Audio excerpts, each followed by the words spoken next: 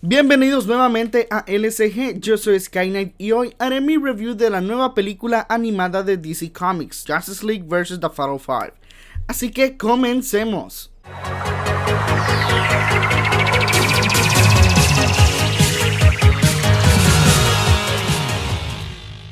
Bien, Justice League vs. The Fatal Five es la última película animada de DC Comics basada en el universo animado de Bruce Timm, que comenzó con la gran serie animada de Batman, la serie animada de Superman, Batman Beyond y finalmente Liga de la Justicia y Liga de la Justicia Ilimitada.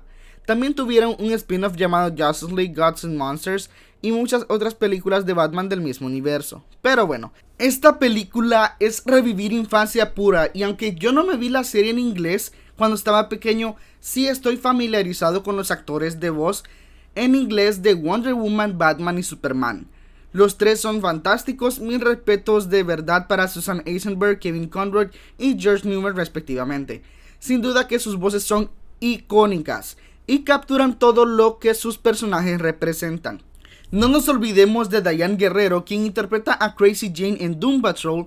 En esta película está dando voz a Jessica Cruz, quien se roba la película enteramente junto a Starboy. Sin spoilers, les diré que la película no solo cuenta con el factor de infancia, para nada. La película se sostiene a sí misma siguiendo la continuación del universo animado de Bruce Timm, lo cual siento yo que necesitábamos un poco después de tantas películas con el estilo de su nuevo universo animado. Pero en fin, la película es genial y los temas a tratar son muy buenos, especialmente cómo tratan el desorden postraumático de Jessica y la enfermedad de Thomas. Realmente Tom King, escritor de Heroes in Crisis, podría aprender una, dos o tres cosas de cómo lidiar con los problemas de los superhéroes con esta película. La verdad es que Bruce Timm se aventa unas cagadas a veces como Batman y Harley Quinn y The Killing Joke, pero la verdad es que también se puede rifar con películas tan buenas como esta. Es que no les miento, es como un capítulo muy largo de la serie animada.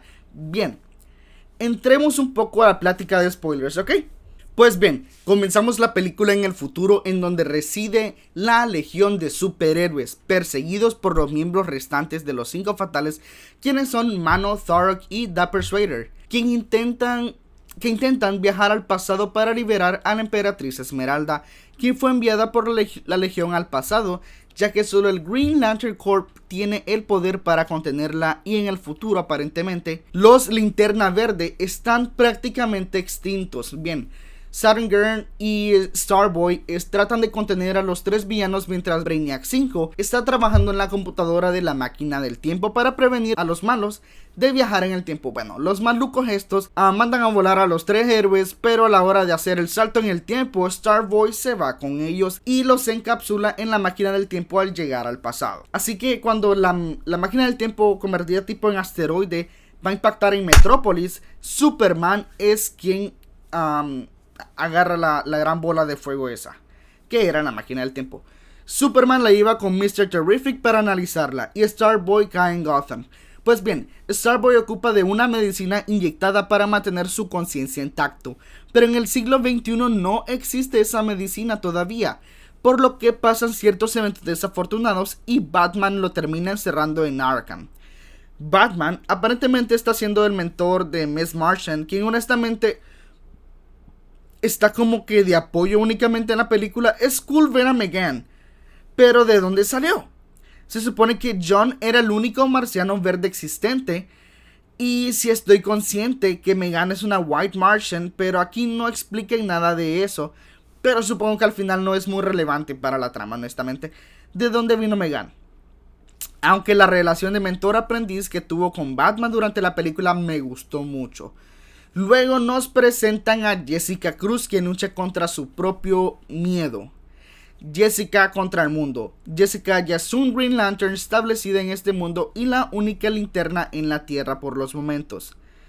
Y la liga trata de hacer que ella ayude más, pero para Jessica es hasta un estrés levantarse de su cama. Bien, Subs y Terrific descifran cómo desbloquear la máquina del tiempo, desatando hasta ahora a los 3 fatales, con los cuales tienen una batalla acalorada, y Superman termina herido. Larga historia corta, los tipos estos estaban buscando a Jessica. Starboy escapa de Arkham para ir a salvar a Jessica. Los fatales atacan la ciudad en donde se encontraba nuestra querida Linterna y esta va al rescate. Luego llega la Justice League y llueven los putazos. Luego de eso la liga sale victoriosa. Lo que los tipos estos querían es a Jessica para que ella los lleve a Oa. Batman decide que tienen que entrar a la mente de Thomas para responder algunas preguntas o algunas interrogantes. Meghan accede al final y entran a la mente de Thomas, en donde conocen a los 5 fatales y a la legión de superhéroes. Los tipos estos comienzan a bombardear Metrópolis ya en el mundo real hasta que Jessica se entregue. La liga va en plan rescate. Mientras, en la base terrestre que tiene la liga, los fatales contactan a Jessica. Jessica se rinde y los lleva a Oa, en donde liberan a la Emperatriz Esmeralda y a Validus. Durante la pelea ahí casi malmatan a Kilowog. Regresan a la Tierra para elaborar un plan de cómo matar al Sol para que ya no haya más superhéroes en el futuro. La liga llega y los detiene parcialmente hasta que Jessica encuentra su poder interior y los derrota a todos. Superman va rápidamente a detener el ojo que está a punto de matar al Sol, pero falla miserablemente. Al final les juro que se me salió una lágrima por lo menos. Starboy se sacrifica para poder salvar el Sol terrestre. Jessica obviamente se veía un poco atraída hacia él durante la película. Armaron un entierro al final. Llegó la legión de superhéroes a rendirle tributo a su caído amigo. Jessica aparentemente es muy popular en el futuro, siendo la Linterna Verde más poderosa de este universo, lo cual me parece cool, la verdad. Como dije anteriormente, la película es una buena continuación de la serie animada. Dejan donde están algunos miembros de la liga que no aparecieron. La animación es espectacular, siempre me gustó la animación de Bruce Timm y se ven simplemente espectacular en esta película. Amé el soundtrack. Usan los viejos temas de la Liga de la Justicia, Superman y Batman, pero sin sobreusarlos, metiendo temas nuevos que complementan. Las escenas de pelea son muy buenas y sin duda alguna Wonder Woman se rifa bastante en esta película. Me encantó cuando Mano presenta a The Persuader y Mano dice así como que y es interrumpido por Diana, la cual dice un hombre muerto. Batman también se rifó bastante en su pelea 1 a 1 contra Mano. Superman también tuvo buenas peleas, no me voy a quejar de eso. También me encantaron cómo usaron a Mr. Terrific siendo completamente útil. Y las T-Spheres son cool. Jessica desatada es la hostia. Starboy es cool. Y Meghan podríamos decir que está aprendiendo, que es inexperta en sí. La película y la dirección de Sam Liu son muy buenas. No tengo nada más que quejarme, más que la Emperatriz Esmeralda haya sido bien chafa al final. También esta serie establece en su canon que Hal Jordan existe y los otros miembros de la liga están fuera, como Jon Stewart, que está en Rann combatiendo dominadores, y Hawker está en Thanagar.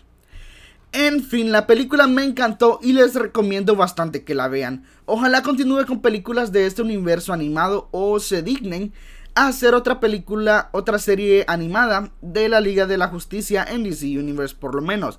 La película está disponible en compras digitales como iTunes. El Blu-ray sale el 16 de abril y si no me equivoco el 14 de abril sale en la plataforma DC Universe. A Justice League vs. The Fatal 5 le doy una calificación de 9 de 10. Les juro que me encantó y está buenísima. Bueno, esto fue todo. Si te gustó el video, dale like y suscríbete. Recuerda seguirme en Twitter, @SkyKnightLSG. Yo soy Sky y hasta la próxima. Bye.